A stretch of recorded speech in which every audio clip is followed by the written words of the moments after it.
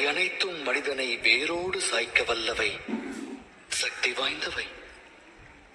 மனித வாழ்வில் அடங்கியது யாதென எவரேனும் வினவினால் அதற்கான தம் விடை யாது? சற்றே சிந்தியுங்கள். ஆழ்மனதிடம் இவ்வினா எழுப்பினால் அது அட்சர லட்சணமாய் கூறும் ஆசை என்று. ஆசை யாரை விடும்? அது அனைவரின் மனதிலும் வேரை விடும், தம்மிலும் ஊற்றெடுக்கும். 8 திக்கையும் வென்றவர் உண்டு, விண்ணையும் மண்ணையும் ஆண்டவர் உண்டு. ஆனால் ஆசை வென்றவர் அண்டத்தில் இல்லை. ஆசையினும் மோகத்தை தேடுவதன் மூலம் அனைவரும் அலைவர் அல்லும் பகலும். எனினும் மோகம் என்னும் அக்கூட்டில்தான் ஞானம் வாசம் செய்கின்றது. அது எவ்வாறு? துளிர்விடும் மானிட ஆசைகளுக்கு பக்குவம் அளிக்க ஞானம் என்னும் ஒளிக்கீற்றானது மானிடனது இதயத்திற்குள் பிரவேசிக்கின்றது. இது மானிட ஆசைகளை எடுத்துரைக்கும் கதையல்ல. இச்சை கொண்ட மனதால் ஒருவர் வாழ்வில் உயர்க்கும் கதையல்ல. இச்சை கொண்ட மனதால் ஒருவர் வாழ்வில் உயர்வு தாழ்வு அடைந்த கதையும் அல்ல. இக்கதையானது இச்சை என்னும் கர்ப்பத்திலிருந்து உதித்தெழுந்த ஞான கதை. எனது நாமம் வாசுதேவ கிருஷ்ணன். நான் செல்லவிருக்கும் யாத்திரைக்கு தம்மையும் அழைக்கிறேன். இந்த யாத்திரையில் வாழ்வின் மர்மத்தையும் மனித தர்மத்தையும் அறிவீர்கள். சேற்றநிலை உதித்தாலும் செந்தாமரையாகும் கர்மம் அறிவீர்கள். இந்த யாத்திரையின் பெயர் மகாபாரதம்.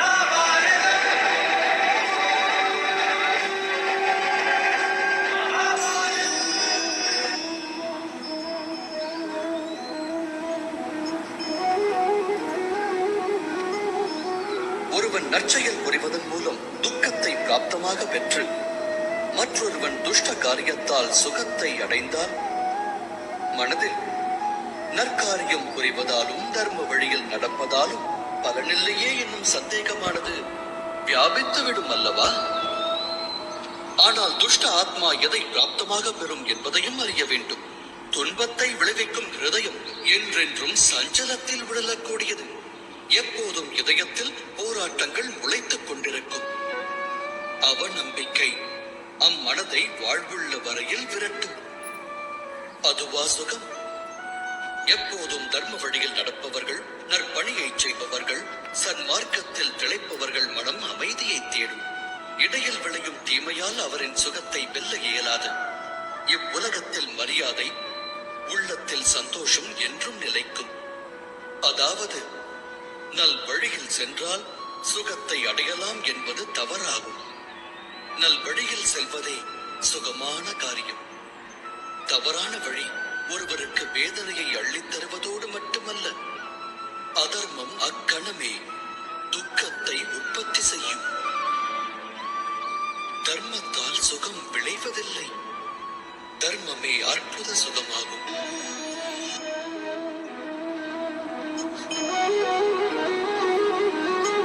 அகிலத்தில் வாழும் மனிதர் அனைவருக்கும் மனக்குறை என்பது அவசியம் உண்டு. ஒருவன் வேகம் இன்றி வருந்துவான், இன்னொருவன் அதை கட்டுப்படுத்த முடியாமல் திணறுவான். செல்வம் இருந்தும் நிம்மதியற்றவரும் உண்டு. சிலருக்கு அச்செல்வம் இல்லையே என நிம்மதி இருக்காது. இது போன்ற உதாரணங்கள் ஏராளம். தாம் அனைத்தையும் பெற்ற மனிதரை இந்த அவனியில் சந்தித்திருக்கின்றீர்களா? குறையோடு வாழும் மானிடர் அந்த ஒரு குறையினை வாழ்வில் மையமாக்கி வாழ்கின்றனர். அக்காரணத்தால் இதயத்தில் துக்கமும் வேதனையும் குடிகொள்ள துவங்குகிறது. அவ்வேதனையே ஜனனத்தினின்று மரணம் வரை நீடிக்கிறது. அவ்விதம் உருவான அந்த குறையானது அம்மானிடருக்கு பழகிய ஒன்றாகும். வேறு சிலர் பற்றியும் கூறத்தான் வேண்டும். உருவான குறையை ஒரு சிலர் தம் சாமர்த்தியம் கொண்டு வெல்கின்றனர்.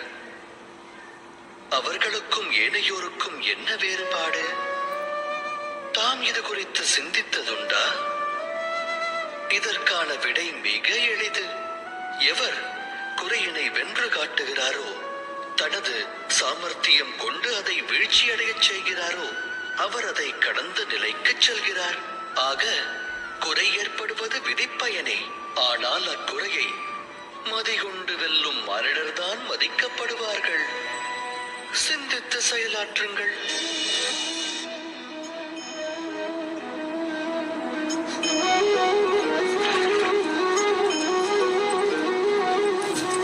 ஈன்றவன் தன் புதல்வர்கள் சுகமாக வாழ வேண்டும் என்றே எண்ணுவான். அவர்களின் எதிர்காலம் நல்முறையில் அமைய வேண்டுவான். அக்காரணத்தினால் தன் சந்ததியினருடைய எதிர்கால வாழ்வினை தானே நிச்சயிக்க வேண்டும் என்று தீர்மானம் கொள்வான்.